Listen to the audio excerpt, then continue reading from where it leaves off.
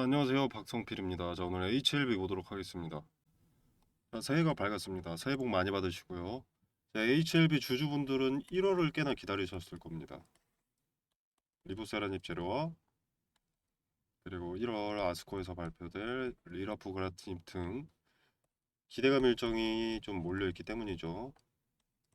오래 기다린 만큼 좋은 결과 있기를 바라고 그 결실로 26년 기분 좋게 시작하기를 바라겠습니다. 자, 이제 HLB 보겠습니다. 자, 일단 소식이 하나 있죠. 삼성바이오로직스 전 대표 김대한 대표 영입 소식입니다. 자, CDMO 위탁 개발 생산을 국내 바이오 산업의 핵심으로 성장시킨 전 삼성바이오로직스 대표가 HLB 그룹 바이오 총괄 회장으로 합류했습니다. 이력서가 상당히 화려한 사람이기 때문에 의외라는 평이 지배적입니다.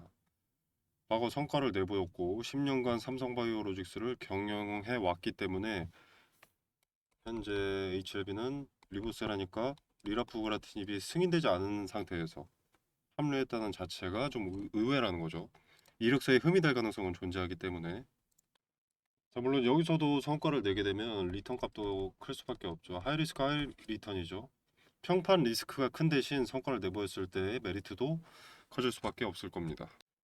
자, 김태한 전 대표의 영입이 어떤 의미를 갖는가를 생각을 해보면 일단 김태한 전 대표는 글로벌 CDMO 수주 그리고 이제 FDA나 유럽, EMA와의 신뢰 구축을 주도했던 인물이고 삼성 바이오 사업 로드맵을 현장에서 실행했던 핵심 인물입니다.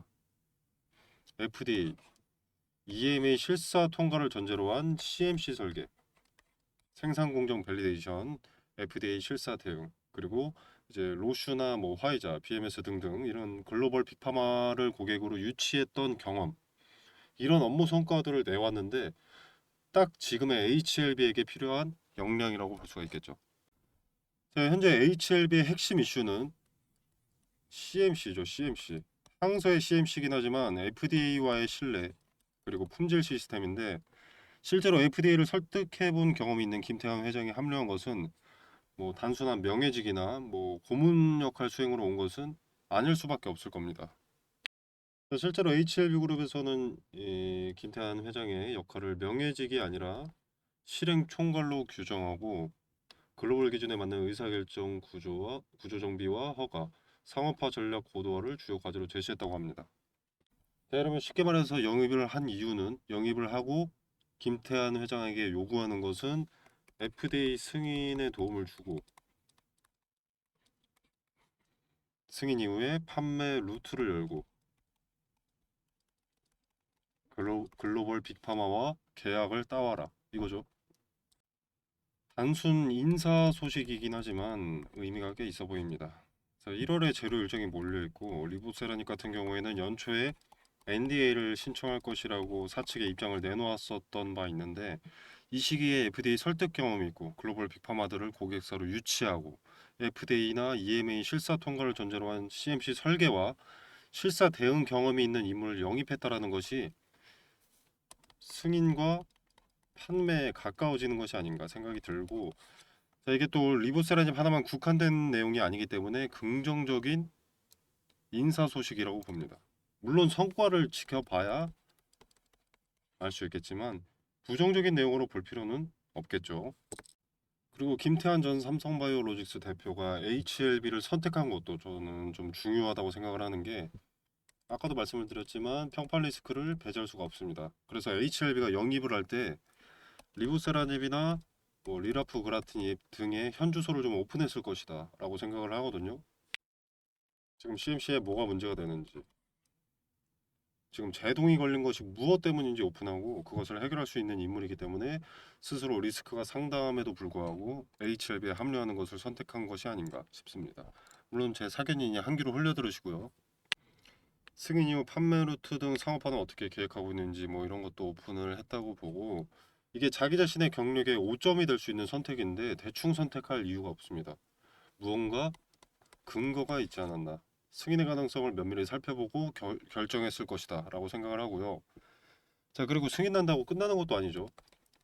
이후에도 리스크는 당연히 존재합니다. 어떤 적응증을 우선적으로 확장할 것인지 선택을 해야 되고, 이제 어느 시장을 먼저 공략할지, 파트너십을 직접 가져갈지, 뭐 전략적으로 위임할지 등등 경영 관련 판단이 필요합니다. 바이오 산업의 불확실성을 누구보다 잘 알고 있을 사람이 HLB를 선택했다는 자체가 스스로 판단해봤을 때 가능성이 높다는 어떤 근거를 확인한 것이 아닐까 생각이 들고요. 자, 이렇게 김태한 전 삼성바이오로직스 대표 영입에 대한 의견을 말씀드렸는데, 딱히 해가 될 일은 없어 보이지만 아직 성과를 내보인 것은 없기 때문에 무려 삼성바이오로직스 대표 출신이 무조건 성공한다라고 예단하고 투심에 영향을 줄 필요는 없습니다. 저도 긍정적인 측면으로 편향되어서 말씀드린 부분이 있습니다만, 주가라는 것은 김태한 바이오 총괄회장이 만드는 것이 아니기 때문에 이 사람이라면 해내겠지라는 근거 없는 믿음은 배제하시길 바라겠습니다. 자, 그럼 하나만 더 말씀드리자면, 리보세라닙의 CMC 문제는 얘네가 아니죠. HLB가 아니죠. 황소제약이지.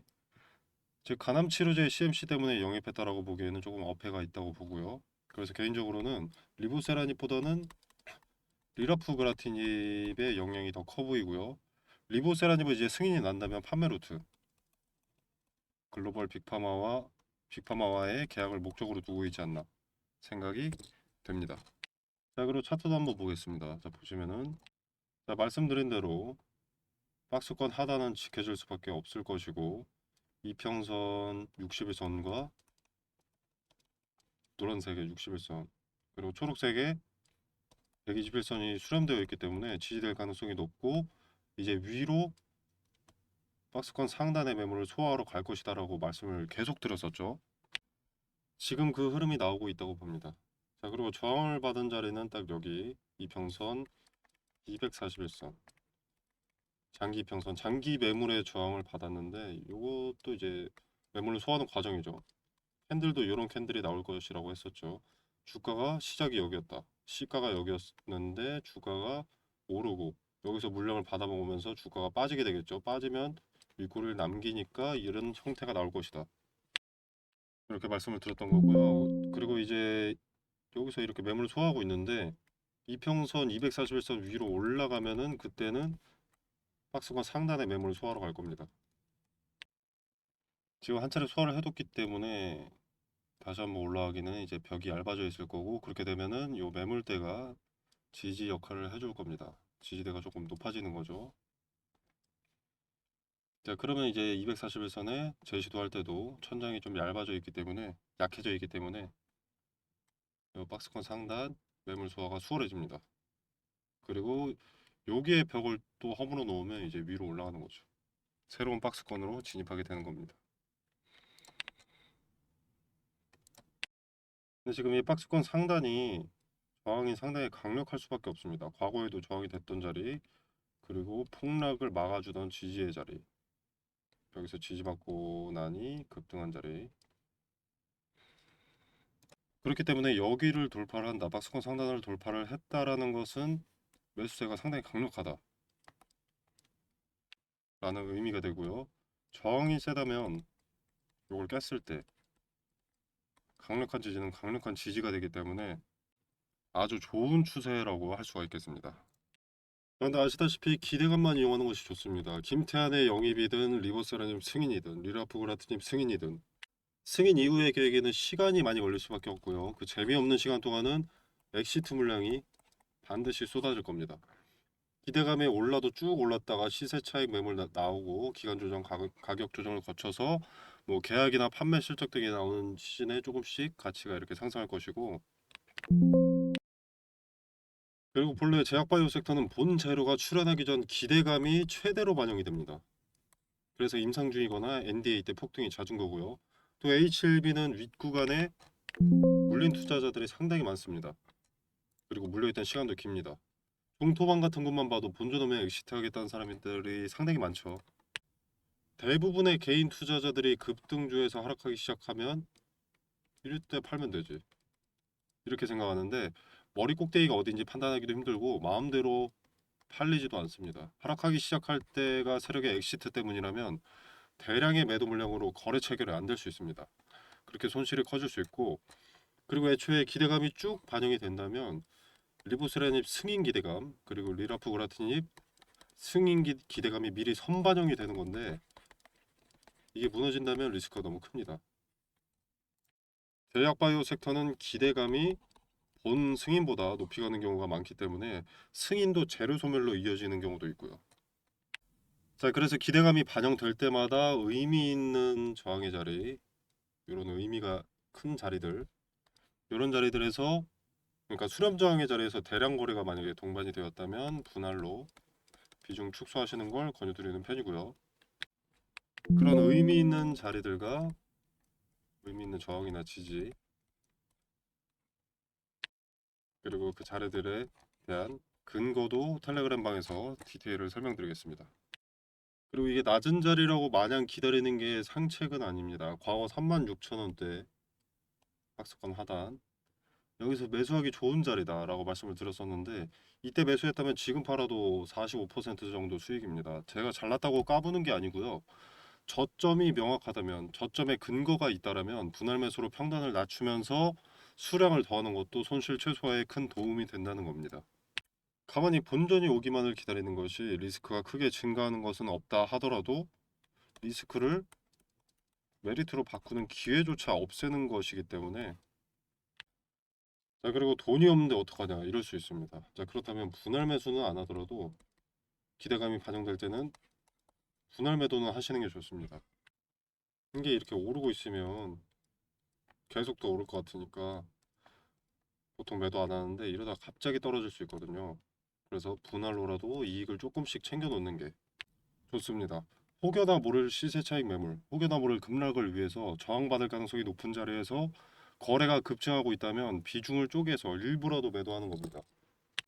텔레그램방에서 저항의 의미가 큰 자리, 지지의 의미가 큰 자리 말씀드리고 왜 의미가 큰 자리라고 하는지 근거 설명드리도록 하겠습니다. 자, 이제 기대감 반영에 초입점 와 있기 때문에 대응의 관점에서 분석을 해야 합니다. 손 놓고 가만히 있던 투자자들은 10만 원에 팔 수 있었던 거 지금까지 끌고 왔을 겁니다. 자, 같은 실수를 반복해서는 안 되겠죠.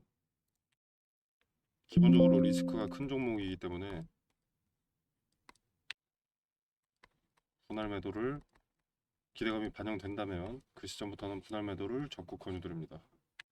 근데 또 아무 타점에나 오르기 시작한다고 분할 매도하는 것이 아니라 근거가 있어야 되기 때문에 근거를 토대로 한 분할 매도 타점 텔레그램 방에서 공유를 드리도록 하겠습니다. 자, 텔레그램 방 참여는 영상 설명란에 보시면 더보기 버튼이 있습니다. 자, 더보기 버튼을 누르시면 이렇게 링크를 기재를 해뒀고요. 자, 이 링크를 타고 들어오시면 이런 창이 하나 뜹니다. 자, 원하시는 혜택, 뭐 매매 기법이다. 나는 종목 대응에 관심이 있다. 공시 분석에 관심이 있다. 체크해 주시고 중복 체크도 상관이 없습니다. 자, 그 다음에 회신 받으실 전화번호 입력해 주시고 제출 눌러 주시면 텔레그램 방 링크를 보내드리도록 하겠습니다. 자, 그리고 텔레그램 방에서 종목 추천도 드리고 있는데 뭐 데이터 다 보여드리기가 귀찮다고 몇 번 말씀을 드렸었는데 그냥 대충 조금 보여드리면 12월 18일 날 추천했던 종목 현대무브엑스와 HVM이었고요. 시간이 오후 6시입니다. 그렇기 때문에 정규장이 끝나고기 때문에 매수할 수 있었던 것은 넥스트레이드나 아니면은 19일이겠죠. 자, 현대무백스